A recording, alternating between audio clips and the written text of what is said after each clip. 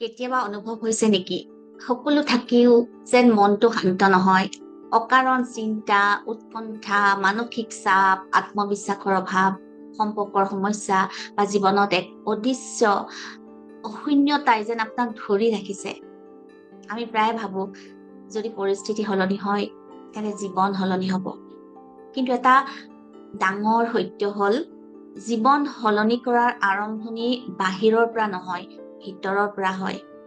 যেতিয়া আমাৰ চিন্তা, অনুভৱ আৰু নিজৰ বিষয়ে থকা বিশ্বাস সলনি হয়, তেতিয়াই আমাৰ বাস্তৱ জীৱনো সলনি হ'বলৈ আৰম্ভ কৰে। নমস্কাৰ, মই অনুপমা বৰগোহাঁই, এগৰাকী holistic health and life Koch আৰু ইনাৰ গ্লো একাডেমীৰ প্ৰতিষ্ঠাতা। বিগত বহু বছৰ ধৰি মই মানুহৰ মানসিক সুস্থতা, আভ্যন্তৰীণ পৰিৱৰ্তন, ষ্ট্ৰেছ মেনেজমেণ্ট, ইমোশ্যনেল হিলিং আৰু জীৱনক অধিক সুস্থ, সচেতন আৰু আনন্দময় কৰি তুলিবলৈ কাম কৰি আহিছো।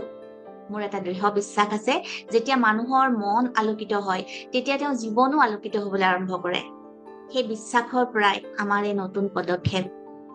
আজিৰ পৃথিৱীত আমি শাৰীৰিক স্বাস্থ্যৰ কথা বহুতেই কওঁ, কিন্তু মানসিক স্বাস্থ্য আমি কিমানখিনি গুৰুত্ব দিওঁ? মানসিক স্বাস্থ্য বাহিৰৰ পৰা বহু মানুহে হাঁহি থাকে, কিন্তু ভিতৰি মানসিক চাপ, উদ্বেগ, ভয়, অভিমান, সম্পৰ্কৰ যন্ত্ৰণা, অতীতৰ আঘাত, নিজক অযোগ্য বুলি ভাবি থকা, এইবোৰে বহু মানুহক নীৰৱে কষ্ট দি আছে।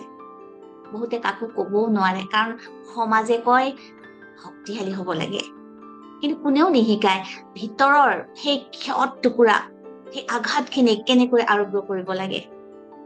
মই বহু মানুহৰ লগত কাম কৰি এটা কথা বুজিছো, বেছিভাগ সমস্যাৰ মূল কাৰণ বাহিৰত নহয়, মূল কাৰণ আমাৰ ভিতৰত। আমি নিজৰ বিষয়ে কি বিশ্বাস কৰো, নিজক কিমান মূল্য দিওঁ, নিজৰ সৈতে কেনেকৈ কথা পাতো, এইবোৰেই আমাৰ জীৱনৰ দিশ নিৰ্ধাৰণ কৰে। যেতিয়া ভিতৰৰ চিন্তা সলনি হয়, অনুভৱ সলনি হয়, বিশ্বাস সলনি হয়, তেতিয়া লাহে লাহে জীৱনো সলনি হয়।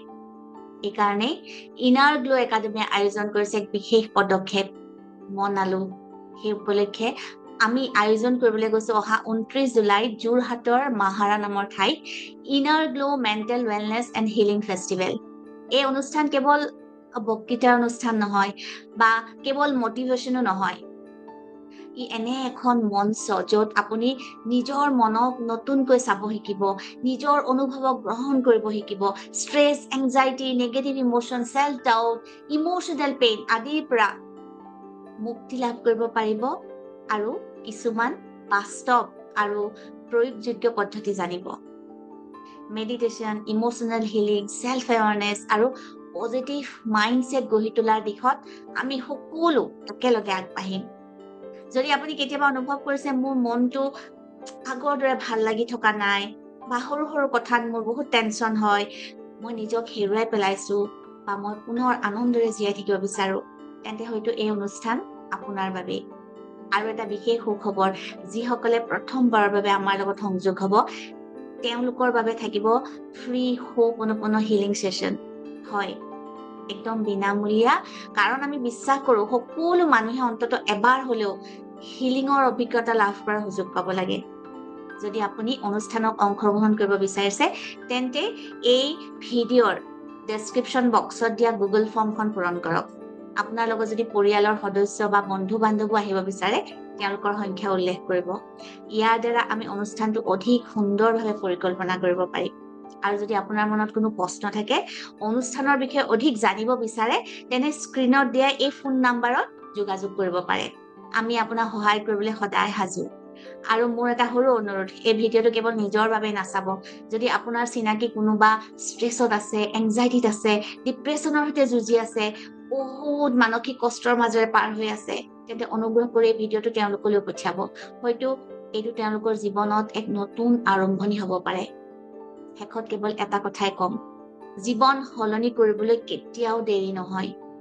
আলোক সদায় থাকে, কেতিয়াবা কেৱল মনৰ খিৰিকীখন খুলি দিব লাগে। আহক আমি সকলোৱে একেলগে সেই খিৰিকীখন খুলি দিওঁ। ইনাৰ গ্লো একাডেমীৰ মন আলোক উদ্যোগৰ জৰিয়তে inner glow mental wellness and healing ফেষ্টিভেলত আপোনাক আন্তৰিক স্বাগতম।